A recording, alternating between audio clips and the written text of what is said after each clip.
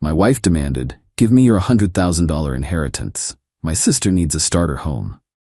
I replied, "You're right, it's for family."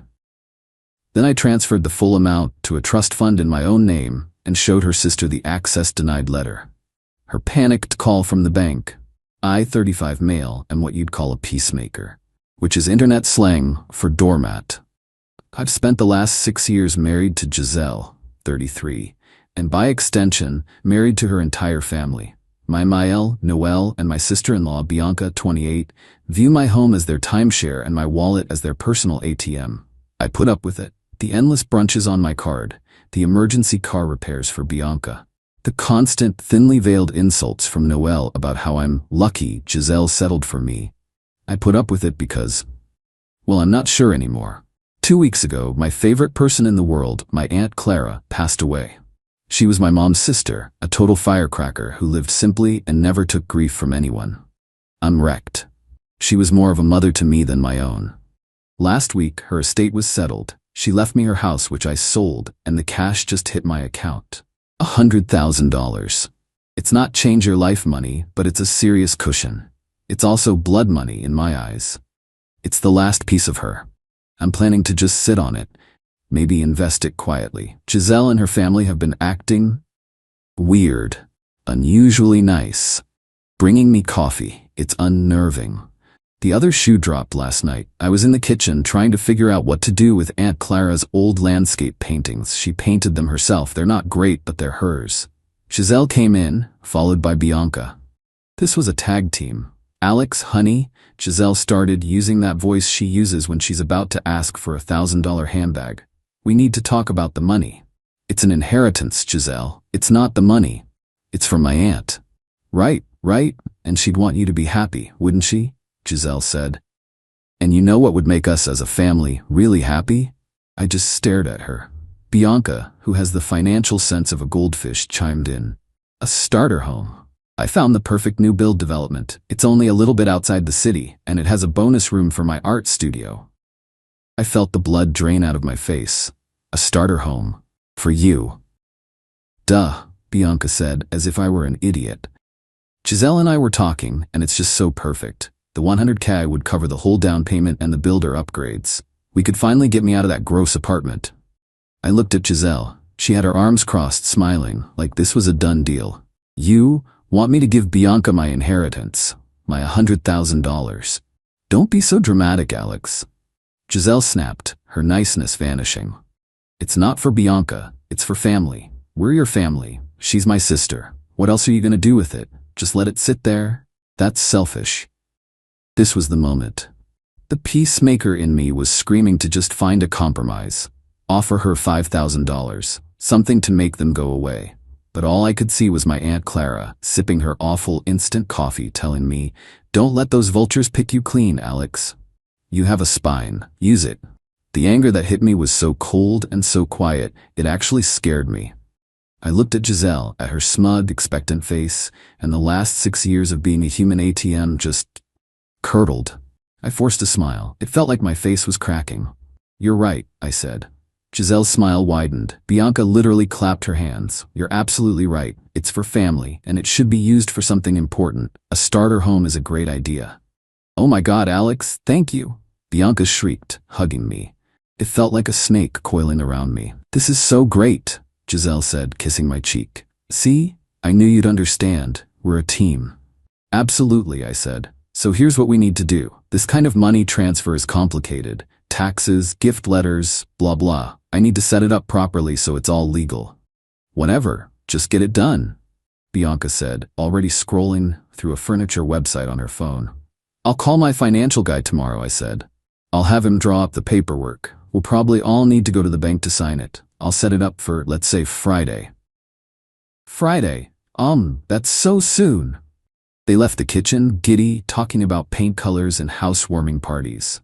I stood there for a full minute. Then I pulled out my phone. I did not call my financial guy. I called my lawyer, the one I'd kept on retainer just in case for the last 2 years. "Hey Greg," I said, "it's time. I need you to set up an irrevocable trust. Asset protection, effective immediately. And I need to schedule a consultation for a divorce. Step 1, the trust. 8 p.m. Tuesday. I spent an hour on the phone with Greg. The $100,000 was an inheritance, received during the marriage but kept in a separate account in my name only. It was legally my separate property, but that could get messy in a divorce. Greg's advice? Move it. Now. He had the paperwork drawn up for an irrevocable trust. Beneficiary Alex, me. Trustee, Greg's law firm. This means the money is legally no longer mine to be accessed. It's held for me by a third party. It's untouchable. By Giselle, by Bianca, by anyone. Step 2, the setup, 8 a.m. Wednesday. I got an email from Greg with the finalized, notarized trust documents. The transfer was complete. The $100 was gone from my savings account and now resided in Fort Knox. The document was titled, The Clara, My Last Name Family Trust. I printed out the cover sheet, the one with all the legal jargon and the access denied stamp for unauthorized parties. It looked very official. Step 3, the lure, 9 a.m. Wednesday. I texted Bianca. Hey, big day.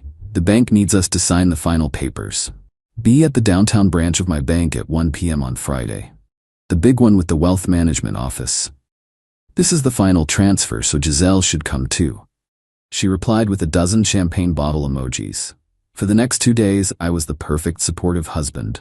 I listened to Giselle talk about how proud she was of me for finally stepping up as the man of the family. I nodded when Bianca sent me links to dishwashers. I felt nothing, just cold, quiet, methodical calm. The doormat was gone. Friday came. I put on my best suit. I met Giselle and Bianca in the lobby of the bank. Bianca was literally vibrating. Is this it? Is this where I get the check? She whispered, looking around like she was at the Oscars. Sort of, I said. We have to meet with the trust officer. She has the final letter. I'd called ahead.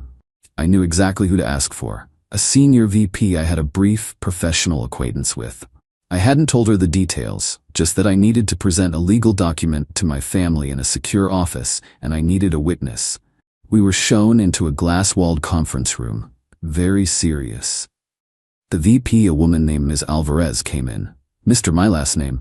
Ma'am. Okay, let's do this. I have so much shopping to do, Bianca said, pulling out her phone.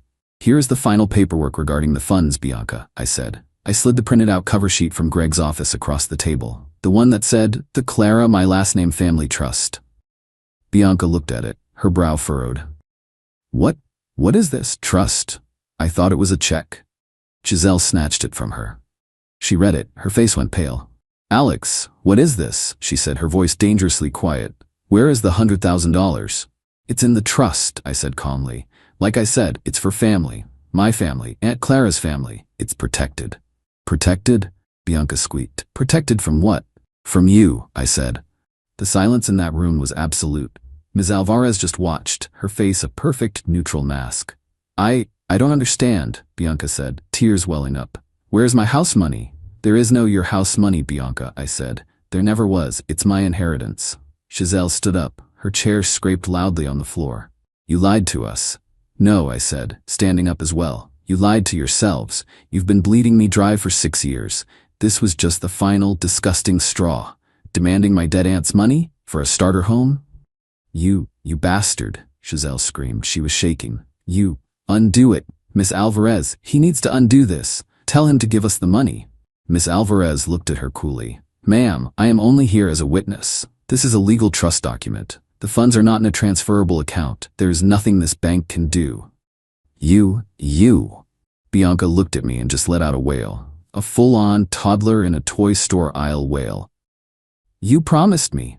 I promised I'd put it to use for family, I said, adjusting my tie. And I have. It's safe. Now if you'll excuse me, I have a divorce consultation. I walked out of the conference room. I left them both there screaming. As I was walking through the lobby, my phone rang. It was Giselle. I guess she'd tried calling the bank manager, then her mom, and now me. I answered, just to hear it. Alex, you get back here. You get back here right now and you fix this. I'll... Giselle, I said, pushing open the glass door to the street. You should probably call a lawyer. I already have. I hung up. I know this isn't over. Not by a long shot. I'm heading to my lawyer's office now. I imagine when I get home, the locks will need to be changed. But for the first time in 6 years, I'm not a peacemaker. And I'm not a doormat. I'm just free. Update 1, it's been 2 weeks. I'm writing this from a sterile, soulless corporate apartment, but it's quiet and it's mine, so an upgrade. Thank you all for the comments. Validating to know I'm not the crazy one. To answer a few things. Yes, Greg, my lawyer, is a beast. And no, I never went back to the house. As I was leaving the bank, I called a 24/7 locksmith and had him meet me at my house. I got there 30 minutes before Giselle. I had just enough time to grab my laptop, my passport, my clothes, Aunt Clara's paintings, and my dad's old watch. I was walking out with the last box as her car peeled around the corner. She jumped out, face blotchy and purple with rage. Bianca was with her. "Where are you going?" Giselle shrieked. "Out," I said, putting the box in my car. The locksmith was just finishing up. "You can't leave. You can't just lock me out of my house." "It's my house, Giselle. Premarital asset, just like the inheritance is my separate property." This was a bit of a gray area, but Greg told me to act with confidence. "You'll be served with divorce papers tomorrow. Your name isn't on the mortgage. You have 30 days to vacate as per the law." 30 days? I'm not. I'll call the cops. I'll tell them you hit me. I just stopped. I looked at her. The threat, the ease with which she said it. The locksmith, bless his heart, had been recording the entire exchange on his phone. "Did you just threaten to file a false police report, ma'am?" he asked, not even looking up from his invoice. The color drained from her face. She recognized the game over moment. She just deflated, and the entitlement came roaring in to fill the vacuum. "Fine," she spat. "Fine. I don't want your stupid house anyway. It has your taste all over it, but I'm getting my share, and I'm getting that money. You wait, Alex, my mother will hear about this." I just got in my car and drove away. The next 48 hours were a blur of legal calls. I officially moved into the corporate apartment, paid for by me. The divorce was filed. Giselle was served. Then, the dirty trick I was waiting for. I got a call on Saturday from my bank's fraud department. "Mr. My last name? We're calling about some unusual activity on your investment portfolio." My heart stopped. This wasn't the inheritance. This was my 401k and a separate brokerage account I'd had since before I was married. "What activity?" I said, trying to keep my voice even. "Well, sir, we had 2 calls this morning. One from a woman claiming to be Bianca, my last name, your sister, trying to get your account balance. The call was flagged as it came from a blocked number. We denied her." "My sister?" She used my last name. Then, the agent continued, we received a second call, about an hour later, from a woman claiming to be you, or rather, she was a woman claiming to be a bank representative who had Alex, my last name, on the line to authorize a wire transfer. A wire transfer? To where? A new account. She said it was an emergency. The Alex she had on the line was, well, it was clearly just her trying to disguise her voice. It was very unprofessional. We, of course, locked the account and are filing a report. Bianca, the sheer idiotic criminal stupidity. She had tried to steal my retirement savings. I got off the phone, my hands shaking. This wasn't just entitlement anymore. This was a felony. I called Greg. He was silent for a moment, then he just said, "Oh good, this is very, very good." He requested the bank tapes and the official report immediately. The entitlement didn't stop. Later that day, my MIL, Noelle, called me. I answered on speakerphone, with Greg's advice to record it. "Alexander," she boomed. "No hello. You have 30 seconds to explain why you are trying to make my daughters homeless and destitute." "Hello, Noelle. Giselle is divorcing me, so I'm protecting my assets." "Your assets? You mean the assets my daughter helped you build? The support she gave you? The dinners she made?" Giselle hadn't cooked a meal since 2019. We lived on takeout. "What do you want, Noelle?" "You are going to undo that trust thing. You are going to give Bianca the $100,000 you promised her. And you are going to give Giselle the house and half of your savings as she deserves. Or else." "Or else what, Noelle? Are you going to threaten me too?" "Or else. We will make your life hell. You won't know what hit you. We will tell everyone, all your friends, your boss, what a monster you are. A financial abuser. How you hit her." My blood went cold again. "Noelle, are you also threatening to file a false police report?" There was a sharp intake of breath. I am telling you what a jury will believe. A poor, defenseless woman against a man like you? You do the math, Alex. Fix this. Now." She hung up. I sent the recording to Greg. His reply was one line: "We're going to win, and we're going to make them pay for this." Update 2 final. This is the last one. It's over. It's been 6 months of legal hell, 6 months of mediation, depositions, and watching my lawyer's bills climb. Giselle and her family were not normal. They were, as Greg put it, cartoonishly malicious. After the recorded threats, Greg filed for a temporary restraining order, which was granted. This kept them away from me and my office, which infuriated them. Their smear campaign was dead on arrival. The divorce proceedings were ugly. Giselle's lawyer was a shark, but a shark working for a client who had no concept of reality.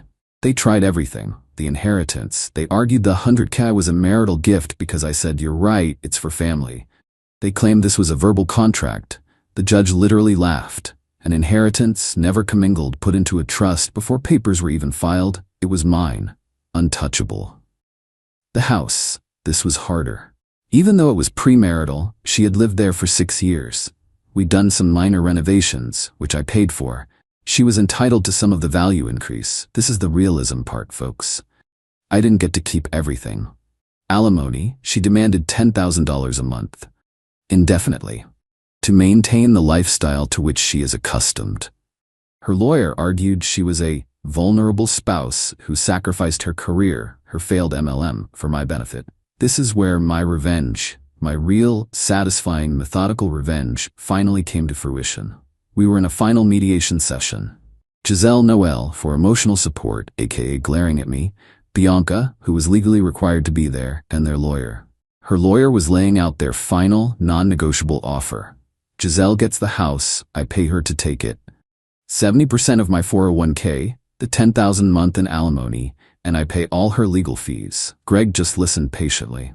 When the lawyer was done, Greg leaned forward. "Thank you for that creative proposal. We reject it. All of it. Here is our final, non-negotiable offer." He slid a single sheet of paper across the table. "My client, Alex, will sell the marital home. The equity will be split 50-50, as is fair. He will keep his retirement accounts as they are premarital. He will keep his inheritance. He will pay a one-time, lump sum alimony payment of $20,000.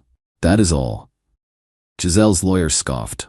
"And why exactly would we accept that? We'll see you in court. We'll destroy him."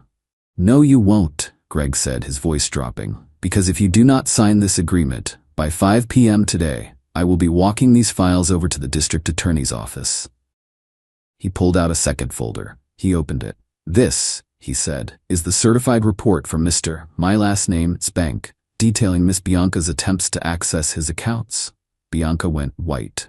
"And this," Greg continued, "is a high-fidelity audio recording of Miss Bianca on a taped bank line committing wire fraud and identity theft by impersonating a bank representative and her own brother-in-law."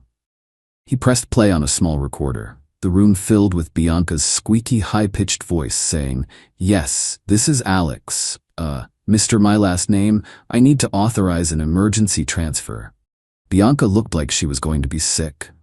"And this," Greg said, "is a recording of Miss Noelle threatening to file a false police report for domestic violence against my client, a criminal act in this state. And this is a text chain, subpoenaed from Miss Giselle's phone, where she and Miss Bianca coordinate the bank fraud attempt, which makes Miss Giselle an accessory to a felony."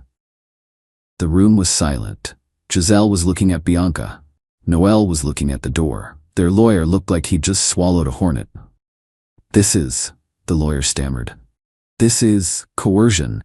"No," Greg said.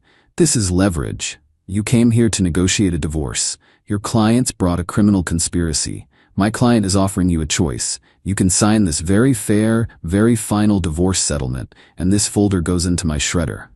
Or you can all walk out of here, and Giselle can visit her sister and mother in prison for the next 5 to 7 years. He leaned back. "Your call." Noelle started to mutter. They wouldn't. A woman. The DA loves open and shut cases of bank fraud, Noelle. They're very easy to prosecute, Greg said cheerfully. Giselle stared at the paper, then at Bianca, then at her lawyer. She grabbed the pen. She signed. It took another hour. Bianca and Noelle had to sign separate affidavits, swearing they would never contact me again. Giselle walked away with about $45,000 from the house sale. After paying her lawyer, she was left with almost nothing. She, Bianca, and Noelle are all living together in Noelle's small 2-bedroom condo. I heard from a mutual friend that Bianca is working as a cashier at a craft store, and Giselle is consulting again. I lost the house. I had to sell it. The legal fees took a huge chunk of my savings, though Greg, as a final few, got the judge to make Giselle pay for half the mediation fees, which was a small victory. I live in a new condo now. It's smaller, but it's mine. Aunt Clara's silly little landscape paintings are hanging on my wall. I look at them every day. It wasn't a clean win. It was messy, and it cost me. I'm not a hero. I'm just a guy who finally found his spine. They didn't learn their lesson. They're not sorry. They're just angry they got caught. And that's the most realistic and satisfying part of it all. They didn't get the money. They didn't get the house. They didn't get to ruin my life. They just lost. My wife demanded, "Sign over your dead mother's house or I'm taking the kids." I said, "Let me think about it." Then I found out the kids weren't mine through the 23andMe test she bought us for Christmas. Her custody threat backfired spectacularly in court. I, 36 male, lost my mom 6 months ago. Cancer. It was rough. She left me her house, nothing fancy, just a 3-bedroom ranch she'd paid off 20 years ago. Worth about $280,000 in today's market. My wife Diane, 34, had been pushing me to sell it since the day after the funeral. Not subtle hints either. Full-on daily campaigns about how we could upgrade our lifestyle and give the kids better opportunities. We'd been married 11 years. 2 kids, Lily, 9, and Mason, 7. I thought we were solid, despite Diane becoming increasingly materialistic over the years. The house conversation got worse last month. I was having coffee, going through Mom's photo albums I'd found in the attic, when Diane slammed a folder on the table. "What's this?" "Paperwork to transfer your mom's house to our names. Both of us. It's been 6 months. Time to stop wallowing and think about our family's future. I'm not ready to make decisions about the house." "When will you be ready? When the roof caves in? When squatters move in?" "It's maintained. I check on it twice a week." She stood up. "You know what? I'm done being patient. Either you sign these papers by Friday, or I'm taking the kids and filing for divorce. And trust me, I'll get custody. I'm the primary caregiver. You work 60-hour weeks. You're threatening me with our children? I'm being practical. The kids deserve a mother who puts their needs first. That house could pay for their college. Let me think about it." She smiled. That should have been my first warning. Diane never smiled when she thought she was losing. Here's the thing about Christmas. Diane had bought the whole family 23andMe kits as gifts, said it would be fun to explore our heritage. Kids loved it, spit in the tubes, sent them off, forgot about it. Results came in 3 weeks after her ultimatum. Perfect timing, really. I was actually excited at first. Mom had always wondered about her father's side of the family. He'd been adopted. Thought maybe I'd find some cousins or something. Logged in, checked my results. Pretty boring. 62% Irish, 31% German, 7% Scottish, whatever. Then I clicked on DNA relatives. That's when my world exploded. Lily matched as half-niece/half-nephew. Mason showed as no biological relationship. I stared at that screen for probably an hour, ran the math 100 times. There was only one explanation: neither of my kids were mine. The half-niece thing meant Lily was my brother's kid. My brother Trevor, who lived 30 minutes away, who'd been at our wedding, who came to every birthday party. I threw up, actually ran to the bathroom and puked. Then I called in sick and drove to my mom's empty house. Sat on her kitchen floor and cried like I hadn't since her funeral. Those kids were my world. I'd coached Mason's little league, taught Lily to ride a bike, read them stories every night when they were small. None of it mattered. Biologically, they weren't mine. That night, I acted normal. Helped with homework, made dinner. Diane complained about the house again, but I just nodded. After she went to bed, I did some digging. Logged into her email. We shared passwords, ironically for transparency. Searched Trevor's name, found emails from 9 years ago, right after Lily was born. "Last night was a mistake. We can't do this again. Think about your family," and one that made my blood run cold. "The baby looks just like you. Thank God she got my eyes." For Mason, I searched around his conception time. Found emails with someone named Garrett, her personal trainer from back then.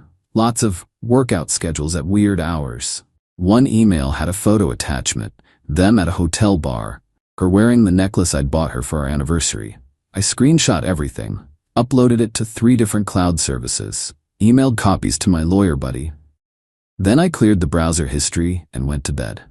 Diane was already asleep. I looked at her for a long time. 11 years of lies. The next morning she hit me with, "So, have you thought about the house? Friday's in 2 days. Still thinking. Think faster. I've already talked to a lawyer." "About what?" "Custody arrangement. I'm getting primary. You'll get every other weekend if you're lucky." I almost laughed. "Based on what?" "Based on reality.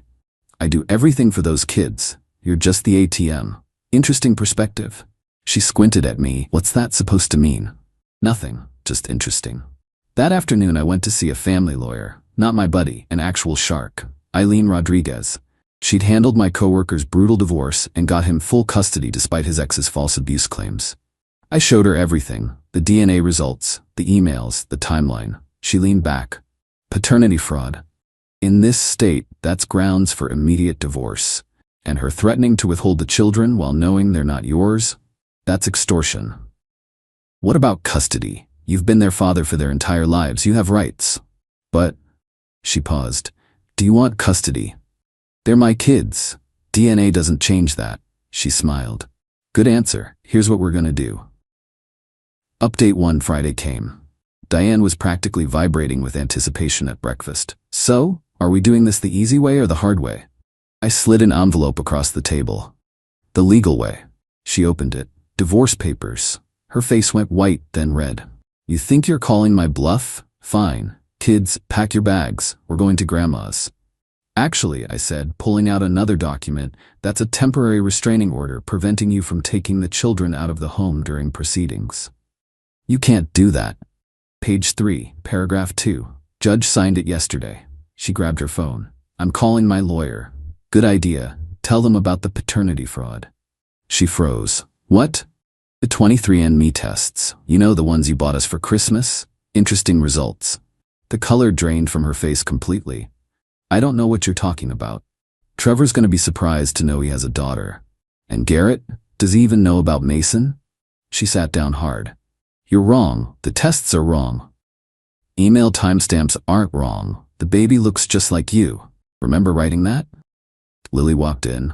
"Why are you guys being weird?" "Just adult stuff, sweetie. Go get ready for school." After the kids left for school, Diane tried damage control. "Okay, let's talk about this rationally. You love those kids." "I do." "Then why destroy their lives over mistakes I made years ago?" "I'm not destroying anything. You did that when you passed off another man's child as mine. Twice. It was complicated." "Was it complicated when you threatened to take them from me 3 days ago? When you tried to use them as leverage to steal my mother's house?" "I wasn't stealing. I'm your wife." "Were. Past tense." She stood up. "You know what? Fine. But I'll still get the house. It's marital property." "Mom died after we separated." "We haven't separated. We have now. You'll be served with eviction papers on Monday. You have 30 days. You can't kick me out of my home." "It's not your home. Never was. Check the deed. And that prenup you forgot about? The one you signed because you had nothing to hide? Pretty ironclad about premarital assets and inheritance." She started crying. Not sad tears, angry tears. "You planned this." "No, Diane, you planned this. When you bought those DNA tests. When you threatened me. When you cheated with my brother and your trainer. I'm just better at chess than you thought." She grabbed her purse and stormed out. 20 minutes later, my phone exploded with texts from her family, my brother, and random friends. The narrative was already spinning. I was having a mental breakdown from grief and taking it out on my family. I posted one Facebook status. "DNA tests reveal neither of my children are biologically mine. Divorce proceedings have begun. Please respect our privacy during this difficult time."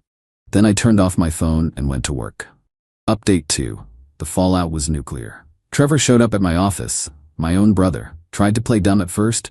"Look, I don't know what Diane told you. She didn't tell me anything. Lily's DNA did. She's your daughter, Trevor." He collapsed into a chair. "It was one time? Email evidence says otherwise.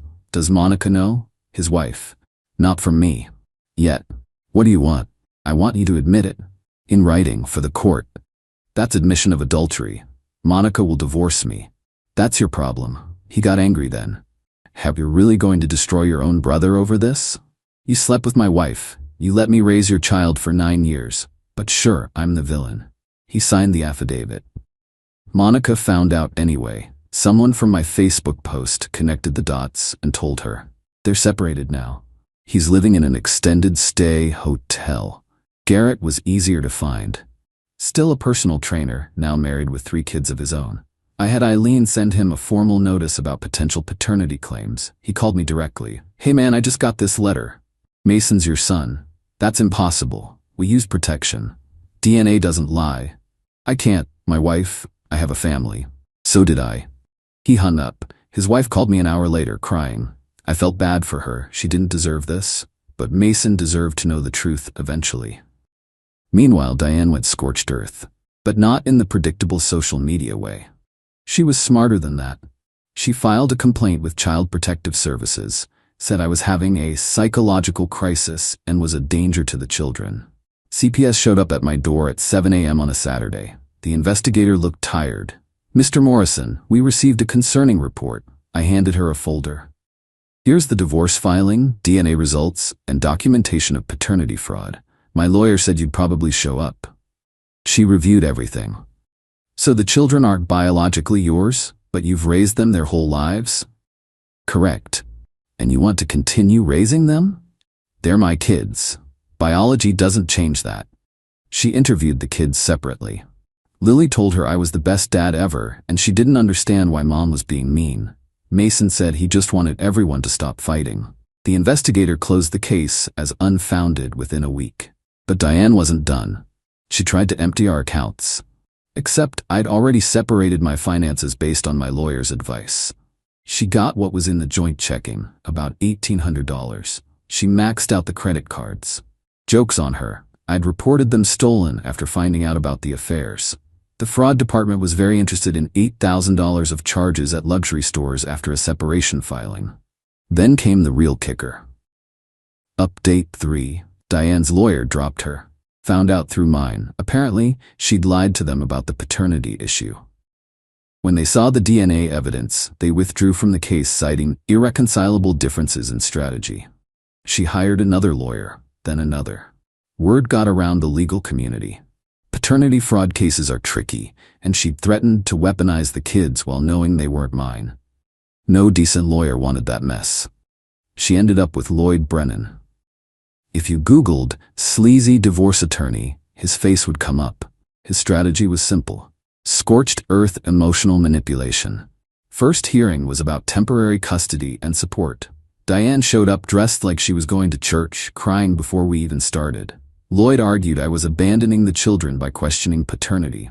The judge, an older woman named Judge Kathleen Torres, was not impressed.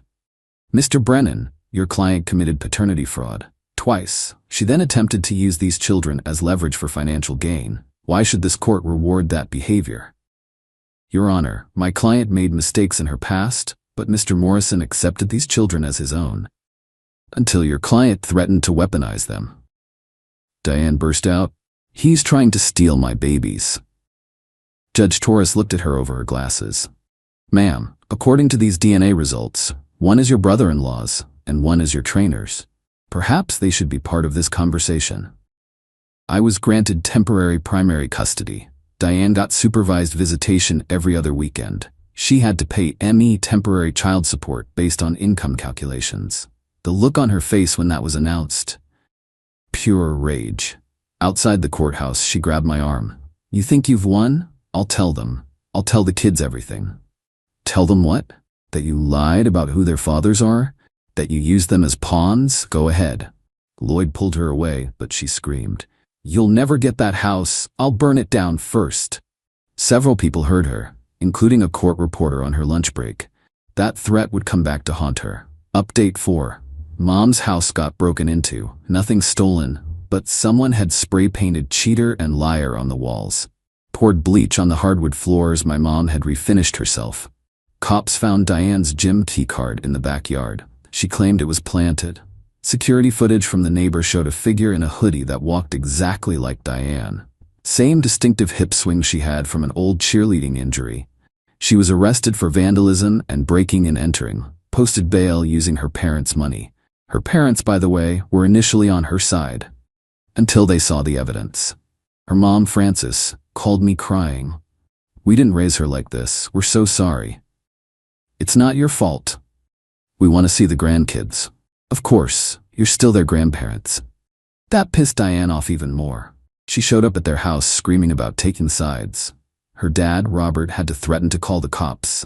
Meanwhile, the kids were struggling but doing better than expected. Got them into therapy immediately. The therapist said kids are resilient, and what matters is consistent love, not DNA.